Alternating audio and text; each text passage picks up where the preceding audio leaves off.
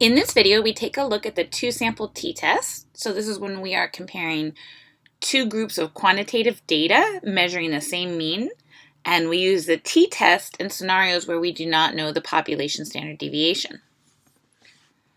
All right, in this example, you are getting your own place at last and begin to investigate whether you should get a studio apartment or a one-bedroom apartment. You need to be budget conscious, so you investigate if the mean or average price of a studio apartment in the United States is significantly less than the mean or the average cost or price of a one-bedroom apartment in the United States. So we've highlighted this line because this is going to help us write our hypotheses. If there is no significant difference, you will go ahead and look at one-bedroom apartments to rent.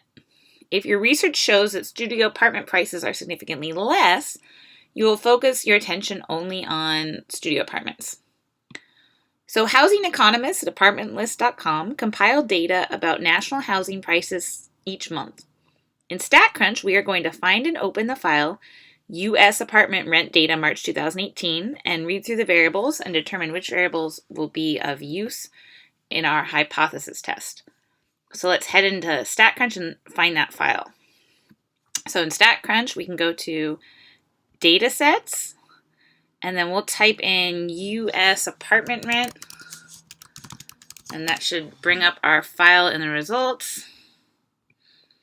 Let's see, there's a few other files in here now, but our last file here is the one we're looking for. You always know too the files that are owned by me because my username is lmcmath34. So we'll open up our file and check out the columns. So we have the location, so that's the state values. We have whether it's national or state, so almost all of our entries are states. At the top, if you see, we've got all the statewide data, but then as we scroll down, we do get specific cities in here. We've got the year. This is all from 2018, and the month is March, so that's the third month. And then we've got the price of the studio, so we're definitely going to want to use the price of the studio column. And then we've got the price of the one bedroom. So this is another column we're going to want to use in our sample data. We've also got the price of the 2-bedroom, 3-bedroom, 4-bedroom, and then the month-to-month price change, I think, and the year-to-year price change. So we are going to use the price for the studio column and the price for the one-bedroom column. All right, so our mu1 here, I'm going to let that be the population mean of the price of a studio in the U.S., and then mu2, I'm going to let that be the population mean price of a one-bedroom in the U.S. You could switch it around. It doesn't matter. You just have to make sure that your inequality points towards the studio being less rent. And we are writing our null and alternative hypotheses about the population mean. So these are written the same way as if we do the z-test with two samples. The difference is that we're going to be using a t-test here because we don't have any information given about the population standard deviation or the population values. Since we're only relying on sample data, we go ahead and use the t-test. So our null hypothesis is going to be that there's no difference in these mean prices for a studio and a one-bedroom apartment. So we say mean 1 equals mean 2. And then our alternative hypothesis is to see if the price of a studio is significantly less than the mean price or mean rent of a one-bedroom apartment. So because I made studios group 1, my alternative hypothesis is going to say mean 1 is less than mean 2. All right, now we are going to collect and record the data. So in StatCrunch, we can go to Stat, Summary, Stats, Columns, and then we can use Control or Command if you're on a Mac to highlight both of the variable columns of interest, so the price of the studio and the price of the one-bedroom apartments. And then we'll calculate statistics for the sample size, the mean, and the standard deviation. So in StatCrunch, we'll go to Stat, Summary, Stats, Columns, and you can click and drag or use Control or Command to get over here on the right the price of the studio and the price of the one-bedroom selected. And then we want the sample size and the mean and the standard deviation. So you can use Control or Command to highlight those and then hit Compute. And so these are going to be the values that we record. If you wanted all the statistics, you could go to Stat, Summary, Stats, Columns, click and drag on price of studio, and one bedroom, or control and click.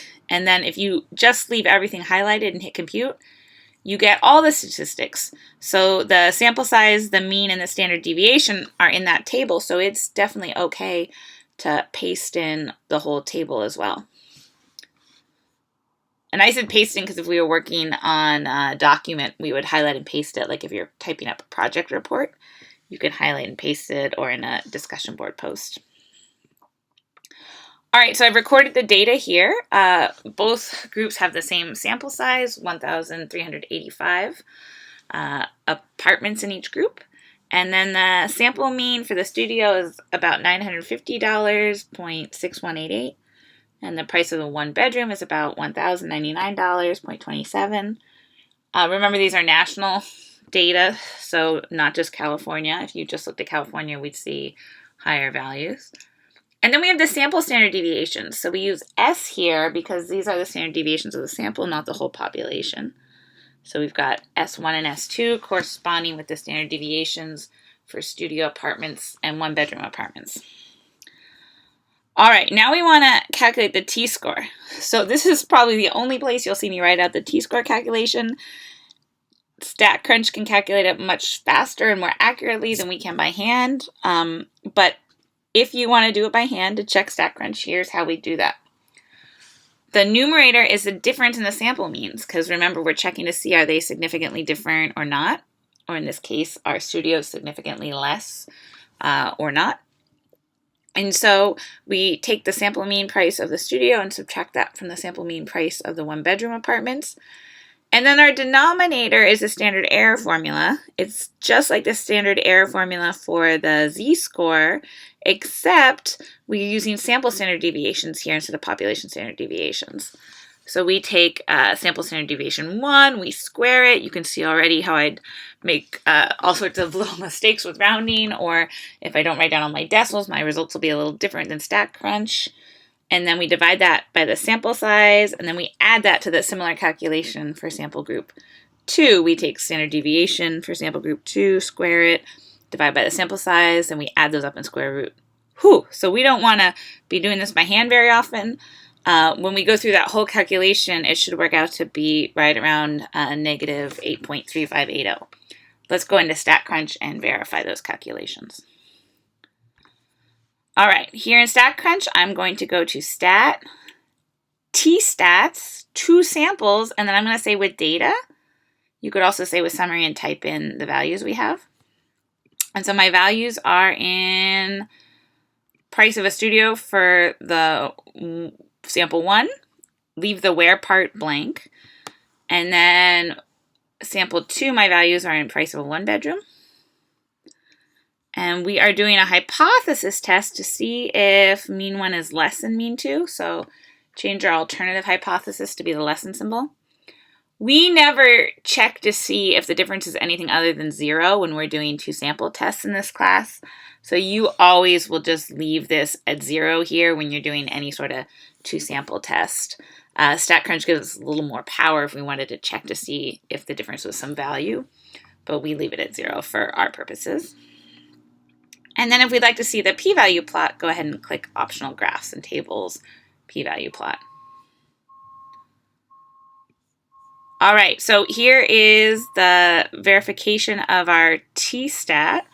The degrees of freedom for 2 samples is a little bit more complicated than for 1 sample, so you can see they did sort of a weighted calculation that's beyond the scope of what we need to be calculating in this class, so we'll rely on StatCrunch. And then the p-value is very small. So if we head over here and look at the t-distribution, we see our p-value is way out there in the left tail, really, really small.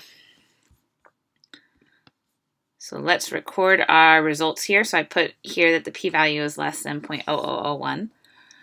Some graphing calculators will give you like a 0 or a number in scientific notation. I appreciate that StatCrunch just says p is less than 0.0001, so we know it's a very small value.